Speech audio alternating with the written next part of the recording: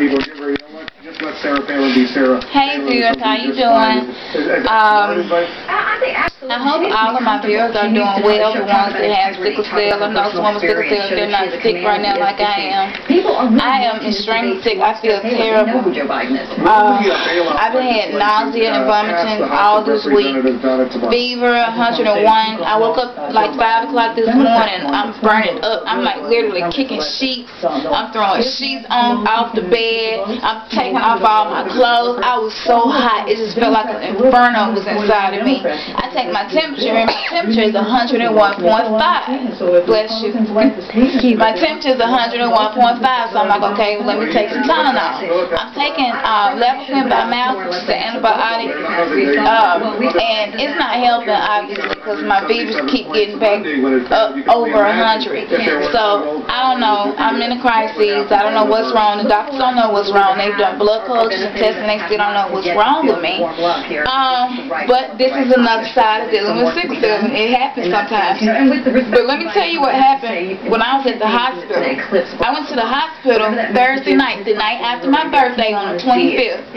And the nurse that I had, this African lady, I tried to be so nice to her because I'm so used to being treated bad. You know, hold on, I'm going to cut the TV down. Even though it included all these pork barrels. I'm so used to being treated bad, you know, that I try to be extra nice to the nurses because I'm like, okay, I don't know if this nurse going to treat me bad or not. So I was being overly nice to her. And keep in mind, I'm sick. I'm in pain. I'm having cramps. My bones are hurting. I got a fever. I'm having nausea and vomiting. Feel like I'm going to throw up at every minute. And I mean, I guess, you know, that don't matter to some people. So I'm trying to be nice to her so she'll treat me right. And she comes in the room with my medication. I had asked for something for nausea. She didn't have any caps on the syringes. She walked in my room and the syringes had no caps on them and she had no gloves on. At this point, I'm so sick and I'm like, I don't want to have a problem with her. I knew it was going to be a problem if I said something. I asked her. I was like, you know, why did you come in without any caps on the syringes? You walked in here like that. I can get an infection like that and you don't have any gloves on. And she says to me, well, I graduated from nursing school. 10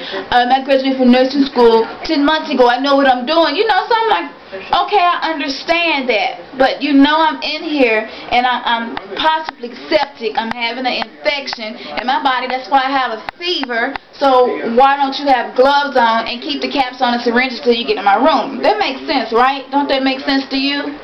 And I wasn't rude about it. I could have been rude, but I wasn't.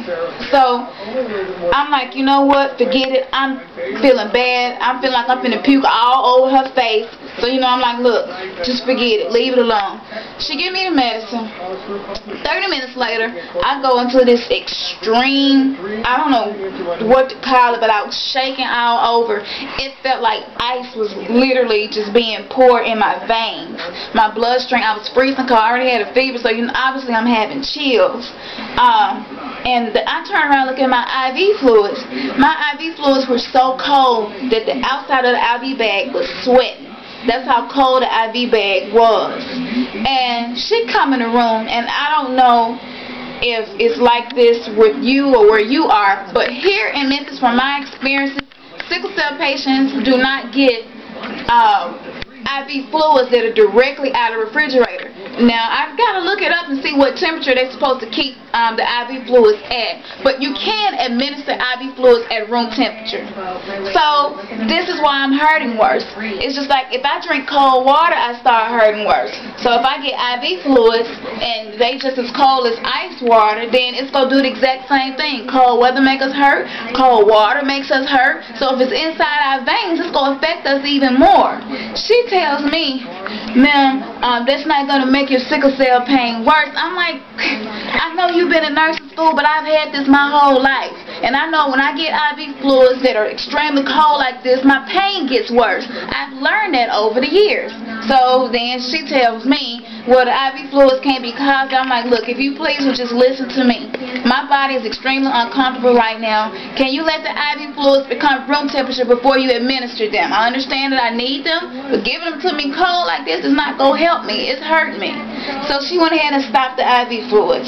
Waited about 45 minutes to an hour where they weren't as cold as they were before. Hooked me back up. So I'm like, you know what? I'm having a terrible night. They end up sending me home. I had a fever when they sent me home.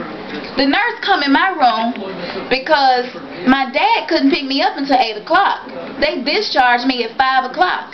That means I would have had to sit out in the waiting room, and I wasn't in any shape to be by myself, especially getting all that medication and Finnegan. That stuff makes you extremely sleepy. Most hospitals have a, Kalila, hold the camera back up. Most hospitals have a protocol where if you just got medication that make you drowsy, that you're supposed to wait at least 30 minutes to an hour before you can leave the hospital. I know that.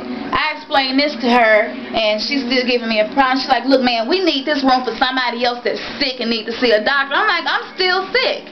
You know, can I sit in the room and wait on my dad to pick me up? Because that was too long for me to be out there without anybody watching over me or being out there with me. She tells me, no, you can't. No way whatsoever. So I called the desk, and I'm like, well, I want to speak to the charge nurse. I let the charge nurse, my dad can't be here for another 3 hours.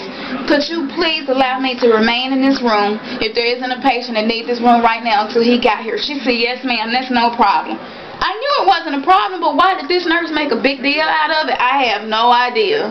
You know, she got mad that I called the charge nurse to ask him if I could stay in the room, because she had already previously told me that the doctor said that I couldn't stay in the room. Because I asked, I said, what you asked the doctor? She said, I already asked the doctor. He said you can't stay in this room. So she lied. She didn't ask the doctor. And me calling this nurse, I guess it made her lie be very, very apparent. So while I'm talking to the charge nurse, she's talking over me. No, man, no, you didn't. No, you lie on me. You tell lie. You big liar. You are accuser. You accuse me of things I did not do, things I did not say. I'm like, what is the hell is going on? I'm sick, dude. I don't want to hear this. I'm sick. I'm trying to get better. All that you talking about don't even matter. And so, you know, so after all this goes on, then the charge nurse, I asked her, could I speak with you alone? Because she's talking over me so loud, me and you aren't able to communicate and hear what each other are saying. So the charge nurse finally said yes. She leaves the room. I finished telling the charge nurse. I said, after she gave me the Finnegan, she came back in the room and asked me, ma'am, is that the reason why you asked for Finnegan, because you wanted to feel drowsy? You wanted to get a fix? And I'm like, I can't even believe she's saying this to me. And I'm telling this to the charge nurse, and I'm like, look, I wouldn't have said nothing to the charge nurse if this nurse had given me such a problem. But if I don't open my mouth and say anything, how can I expect change? How can I expect sickle cell patients to be treated better if when I'm mistreated, I don't say anything? I'm not afraid of nobody. I didn't give a damn about her or what she could have did. All I cared about was a change need to happen. You mistreated me. You said something to me you shouldn't have said to me, and I'm going to let them know about it. Since you want to be ugly, I'm going to see about you. So, you know, I let the charge nurse, everything she said, how she had been rude to me. She shouldn't have said that. You know, it's not even for her to judge. So, I thought it was all over and done with. I'm laying down, I'm still sick, keep in mind, I'm still in pain. I'm discharged, so nothing, I can't call an accident. 7 o'clock comes for her to get off. She comes back in my room. She wasn't supposed to enter my room at all after that point. She comes in my room and says to me, ma'am, I just want, and I'm on the phone with my daddy trying to have a private conversation. She's standing in my face. She didn't knock on the door. It was very rude. I'm like, ma'am, I'm having a private conversation with my father. Well, I just want to let you know that I've been very nice to you.